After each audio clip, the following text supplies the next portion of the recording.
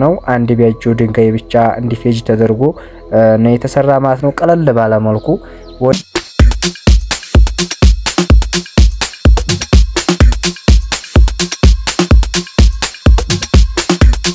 ሰላሙ አለይኩም ወራህመቱላሂ ወበረካቱ። ሰላም ውድና የተከበራችሁ የቻናሌ ቤተሰቦች እንዴት ናችሁ? እኔ ደህና ነኝ አልሐምዱሊላህ።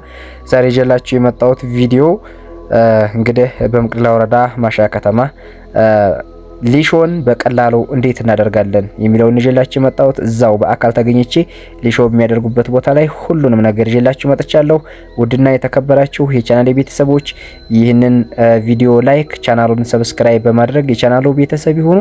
እስከ ቪዲዮ መጨረሻ ድረስ ተከታተሉን። ሊሾ እንዴት እንደሚደረግ እናያለን። በቀላል መንገድ ነው ሲደረግ ማሳያችሁ ማለት ነው። ውድና የተከበራችሁ ቤተሰቦቼ እንግዲህ ያው እንደምትመለከቱት አሁን ልጆቹ ማለትም ሰራተኞች እያቦኩ ይገኛሉ ማለት ነው። ሊሾ የሚደረግበትን ግብአቶች ሊያደባለቁ እያቦኩ ነው። የተከሰከሰ ጠጠር፣ አሸዋና ሲሚንቶ ባንድ እያደረጉ ነው የሚያቦኩት ማለት ነው። መቅደላ ማሻ ላይ ሁሉን ነገር እንዴት እንደሚሰራ አሳያችኋለሁ። እንደምትመለከቱት ይሄ ቤቱ ውስጡ ነው። መጀመሪያ በድንጋይ ተረጥርጧል። እንደምታዩት ድንጋይ ተከስክሶ ነው እንትን የተባለው። አሁን ይሄ የፈጀው 72 ቆርቆሮ ቤት ነው። አንድ ቢያጆ ድንጋይ ብቻ እንዲፈጅ ተደርጎ ነው የተሰራ ማለት ነው። ቀለል ባለ መልኩ ወጭ በማይፈጅበት መልኩ ነው የተሰራ። ድንጋዩ መጀመሪያ በሰራተኛ ተከስክሶ ከዛ በኋላ ውስጥ በዚህ መልኩ ውሃ ልኩ ወጥቶለት በዚህ መልኩ አምሮ ደምቆ ተደራጅቶ ነው የሚሰራው ማለት ነው። ውድና የተከበራችሁ ቤተሰቦቼ ይህንን ቻናል ሰብስክራይብ፣ ቪዲዮ ላይክ እያደረጋችሁ አብራችሁን ቆዩ። እንደምታዩት ይሄ መጀመሪያ ሲሚንቶና ምናምን ተቦክቶ ውጭ ላይ አስገብተው ባለሙያው በዚህ መልኩ እያስተካከለው ይገኛል ማለት ነው። በዚህ መልኩ እንደምታዩት መጀመሪያ እነዚህ ሽቦ ነው እንትኖቹ በተዘረጉበት መልኩ ነው እንትን የተባለው። ይሄ የተደረገው ነው ኦሬዲ የምታዩት። ይሄ ሊሾ አልቋል ኦሬዲ። ማንኪያ ሊሾ ነው የተደረገው። ይሄኛው ክላስ ገና ስለሆነ ነው። እዛ ጋር ማንኪያ ሊሾ ተደርጎ በትክክል በሚገርም መልኩ ባለሙያው ሰርቶታል ማለት ነው። እንደዚህ እንደምትመለከቱት ውድና የተከበራችሁ ቤተሰቦቼ እንግዲህ ይህንን ቪዲዮ ለእናንተ ይዤበት የመጣሁት ዋና አላማዬ ምንድን ነው? ከዚህ በፊት እንደሰራሁት ቪዲዮ ላይ ሊሾን በሁለት አይነት መንገዱ እንሰራለን ብያችሁ ነበረ። በሁለት አይነት መንገድ ማሰራት ይቻላል። እንዴት ነው ማሰራት የሚቻለው? በዜሮ እና ድንጋይ በርካታ ድንጋዮችን በመጠቀም። ይሄ በዜሮ ነው የተሰራው። እንደምታዩት አንድ ቢያጆ ድንጋይ ብቻ ነው የፈጀው።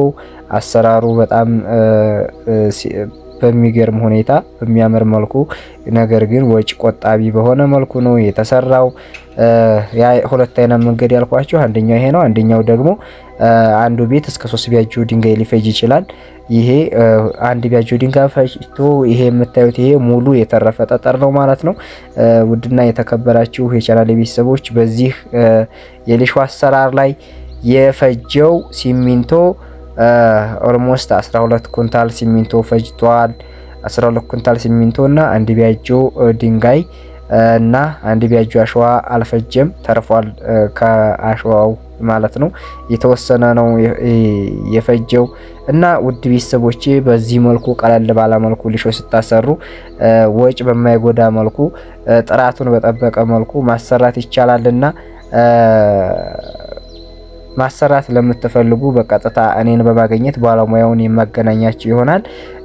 እኔን ለማግኘት ስልክ ቁጥሬ 0900003900 ነው።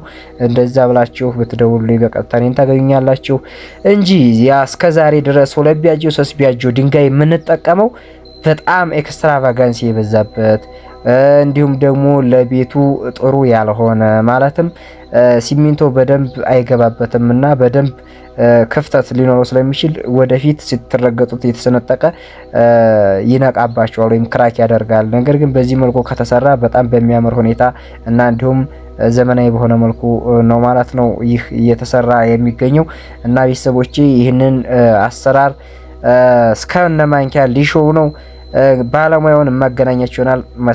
እኔን ማግኘት ብቻ ነው የሚጠበቅባችሁ። ማለትም እስከ ቪዲዮ መጨረሻ ድረስ አብራችሁ ቆዩ። ይህንን ቪዲዮ ላይክ፣ ቻናሉን ሰብስክራይብ ያደረጋችሁ እስከ መጨረሻው ቆዩ። መጨረሻ እንገናኛለን። መልካም ቆይታ። በደንብ ተጋበዙልኝ፣ በደንብ እዩት አሰራራቸውን፣ ሁሉንም ነገር